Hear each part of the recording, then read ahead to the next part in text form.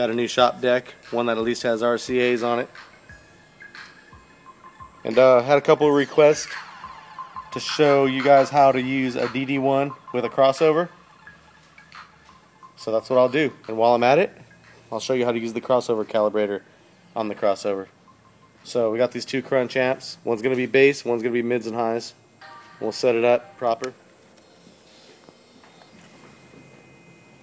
This is a Kenwood HD54.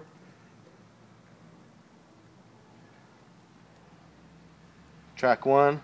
Okay, we got 40 hertz. It looks like 34 we got distortion out of 35, so 33 is our safe number, so we're going to leave that on 33.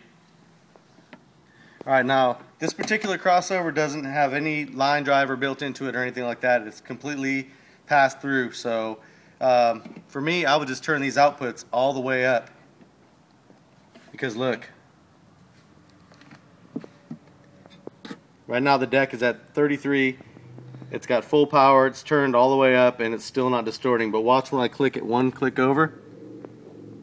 That's 34, this is 33. So we know we're good all the way up. Okay, so I'm leaving the outputs on this thing all the way up, all the way around, because it doesn't distort. And from there we can go ahead and just plug the RCAs in. The crossovers are turned all the way up on this thing because we're going to make the adjustments after we're all done. So now we're going to go over here, turn the gains all the way down, and I don't need to turn the frequency all the way up because it's on full pass. If it's on full pass, you don't need to worry about the crossover on the amps. Alright, the deck is still on 33, and I just changed the track to minus 10 dB for the bass. There's other tracks that you can use, but I prefer minus 10 on these. So as you can see, I've got 40 hertz detected. The gain is turned all the way down, so I'm going to turn this gain up. There you go, distortion. Turn it down. Then we're going to go to track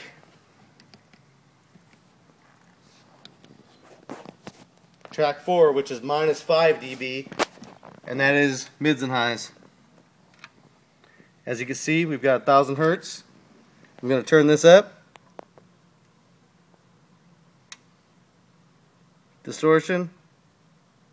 Back it down a little. Okay, we're distortion free. Now we grab the crossover calibrator. This is really easy. Now these amps are on full pass, and the crossovers aren't even coming into play at all. We're going to control the crossovers with the crossover. Alright, so we're done with the DD-1. I'm going to go ahead and grab disc 1 from the CC-1. We're going to put it in. And I'm going to go ahead and adjust the low pass first. Now if you're wondering why you don't just turn the knob and call it done, take a look closely at this. Now if I want 80 hertz, I'm guessing it's somewhere in between 60 and 100, which is pretty good. But that could be 90, that could be 82, we don't know. So we're going to start out like this. Turn the crossover calibrator on. Play track 16 because I know that is 80 hertz and that's where I want to be.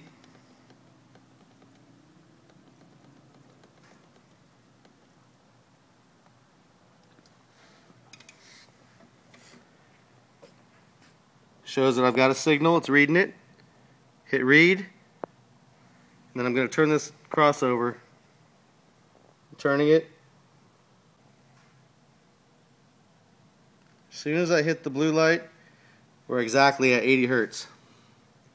That's exactly where I wanted to be. Let's say I wanted it to be 90 hertz. Same thing, track 17.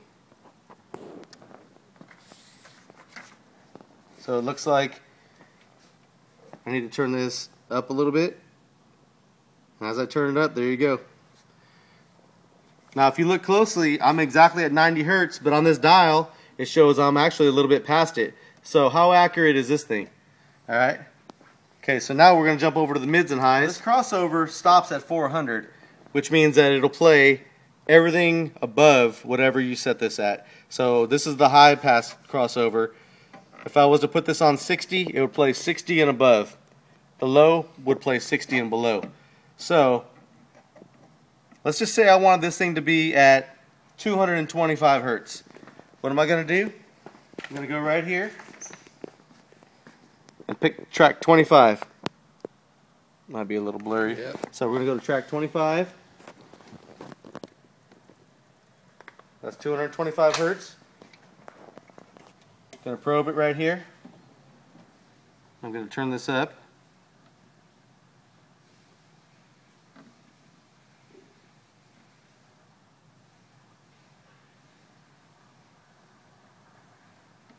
That's it, 225 hertz. Alright, so this thing is tuned to 225, and as you can see, you've got a big jump between 140 and 400. So we nailed it pretty good somewhere in there. And you would have never been able to find that out just guessing. So let's just say that I want, let's just say 125.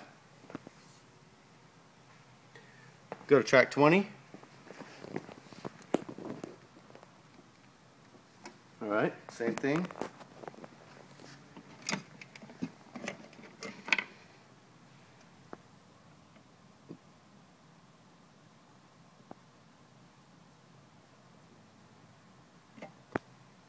There you go. Now look where the dot's at.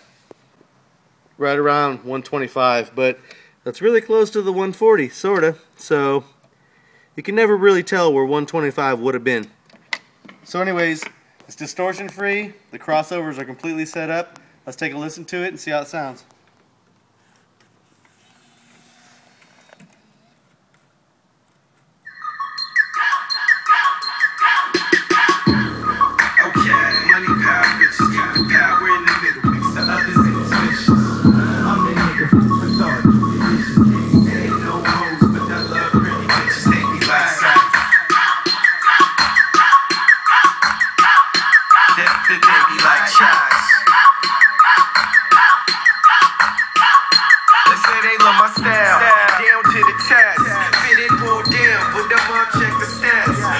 By far, throw it on, it's a fact. Studio look like chickens, and the house is like jets. Ask around, niggas feel me like a cramp. Probably saw some pussy like a tank. Flush inked up like a stamp. The cuties wanna grab me like a ramp. Plug the mic, watch me shine like a lamp. Yikes. They say I say my name a lot. I guess I'm listening. Run a squad on me, keep it moving like some pistons. On the daily, catch me pimping, really happy sipping. Such a star for them down to earth like a chicken. No pun, I'm beat it like a drum. No strings attached, so I'm hitting it for fun. I'm on that chick head like the bun. She swallow it like tongue. She get that bell. So you can turn that all the way to 33, the distortion point of this deck, and feel pretty confident that you ain't gonna hurt anything. And that's the whole point of using the distortion detector.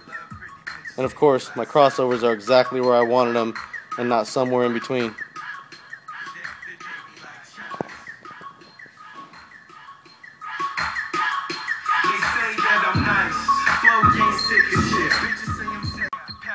Also keep in mind, when I said I had these turned all the way up, that is because this thing has no line driver in it, so it doesn't distort even at full volume. If you have too much power in your system, you can always go back and back them off a little bit if you feel like they're overpowering your speakers. As long as you know they're not distorting at full output, you should be good to go. So that's how you do it. They love my style, down to the test, fitted, pulled down, but I'm up, check.